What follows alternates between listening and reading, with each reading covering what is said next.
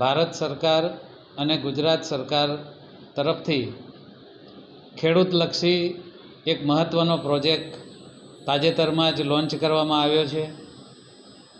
AgriStack project અંતર્ગત ગુજરાત રાજ્યના તમામ ખેડૂતોનું જે રીતે આધાર કાર્ડ મારફતે એક યુનિક આઈડી નંબર દરેક વ્યક્તિને આપવામાં આવ્યો છે, એ જ રીતે તમામ ખેડૂતોને આ ફાર્મર રજિસ્ટ્રેશન થકી એક યુનિક આઈડી નંબર, ખેડૂતનો એક ઓળખ માટેનો એક નંબર આપવામાં આવશે। એટલે અત્યારે 15મી ઓક્ટોબરથી 25મી નવેમ્બર સુધી એક ઝુંબેશના ભાગરૂપે ખેડૂતોની નોંધણીની પ્રક્રિયા હાલમાં ચાલી રહી છે।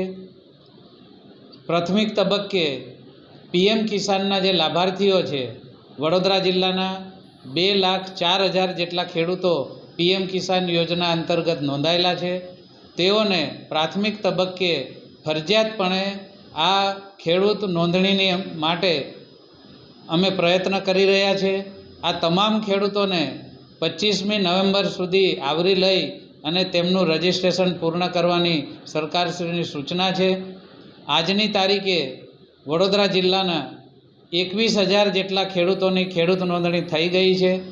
તેમ છતાં હજુ ઘણા બધા ખેડૂતોની નોંધણી બાકી છે।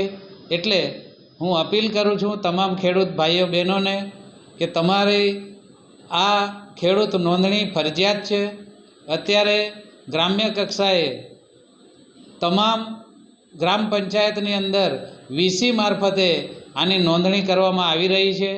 તમારે ફક્ત તમારા જમીનના આધાર પુરાવો 8/7/12, આધાર કાર્ડ અને આધાર કાર્ડ સાથે લિંક હોય એવો મોબાઈલ તમારે સાથે લઈ અને ગ્રામ પંચાયત કચેરી વીસી પાસે જવાનું છે।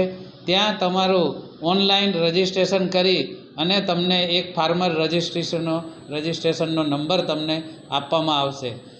આ ફાર્મર રજિસ્ટ્રેશનનો ફાયદો એ છે કે આગળના ભવિષ્યની અંદર પીએમ કિસાન યોજનાની અંદર તમને જે 2,000 રૂપિયાનો હપ્તો મળે છે, તે આગામી ડિસેમ્બર મહિનાની અંદર જે હપ્તો ચૂકવવાનો છે, એ જે ખેડૂતોનું ફાર્મર રજિસ્ટ્રેશન થયેલું હશે તેને જ આ હપ્તો ચૂકવાશે।